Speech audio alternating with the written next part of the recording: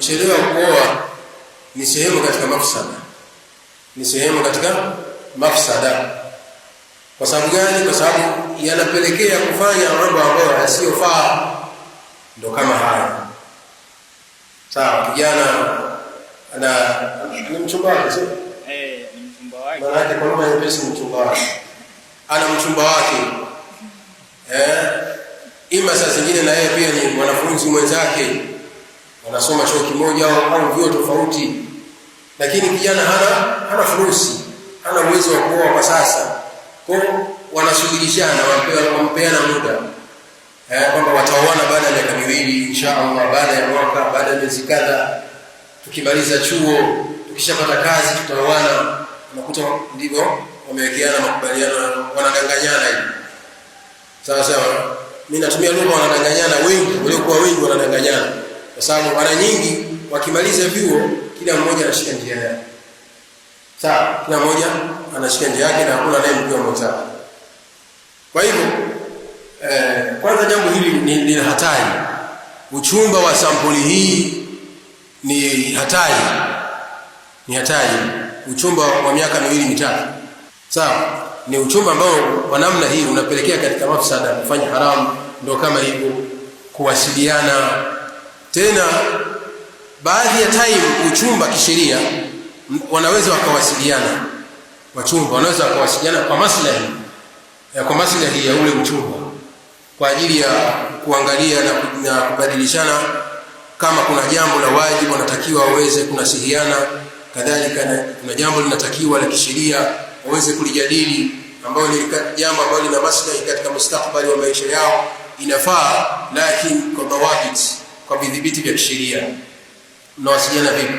Kwenye kuchati hivi, usiku wa manane mnaongea masaa 3-4, watu hamlali, mnalala kubaila ya alfajiri, yani adhana inasoma ndio mnalala. Hadha dalal. Je, ndio hayo mawasiliano hayo hayakubaliki. Ni mawasiliano ambayo yanakuwa na vikomo. Yanakuwa mawasiliano, wale wali wa binti anakuwa anajua kwamba wewe unawasiliana naye na unaongea naye nini. Sio mnachati hapo kimaliza unafuta message. Hadha haram. Sawa. Yaani unakuwa wasiliana naye mawasiliano ambayo anaweza hata baba yako akayaona na kusiwe na shida yoyote. Hadha basi. Ni mawasiliano ambayo yana maslahi na ndoa yenu ambayo iko mbeleni huko.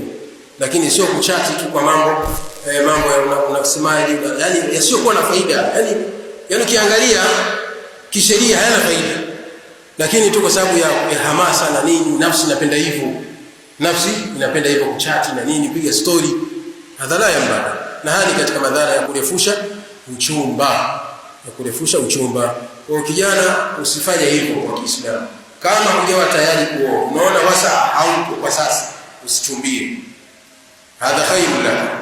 Usijiingize katika mtego wa kuchumbia, kwa sababu unaweza ukajikuta unafanya yasiyofaa, lakini baadaye ukaja kujuta. Ukifanya uchumba uliokuwa mrefu, kwa sababu unaweza kupelekea baadaye ukampa vijizawadi yule binti, ukampa vijizawadi na anapokea. Mara binti anaona umechelewa, sasa mbona mtu mwenyewe simuelewi, anatokeza kijana mwingine ambaye amechangamka. Binti akimwangalia usoni, kijana amechangamka, akikuangalia anaona kama vile umesinzia. Khalas, anachukua ile kijana ambaye anamuona na mhesabu yeye amechangamka, anamuoa. Sawa, unahesabu amefanyaje? Amekusaliti. Sawa, unaanza kutangaza umenisaliti, na saa zingine hata nyumbani kwao hujafika. Halafu nasema wewe ni mchumba. Mchumba gani? Mchumba ni yule ambaye anatambulika kule kwao na binti. Ukiwa hujafika, yani wewe huhesabiki kama wewe ni mchumba. Huhesabiki kama wewe ni mchumba. Lakini hata kama utakuwa umefika kule na unatambulika, basi usirefushe muda wa uchumba, kwa sababu kuna mafsada makubwa. Kufanya hivyo ni nakaribisha mtu kuingia katika haramu. Wanaomba billahi min dhalik. Nasubiri muda ukifika utashuhudia. Mabinti wako. Wewe ukimwona kama binti fulani yule namjua, basi wewe unambuki kimya tu. Sawa?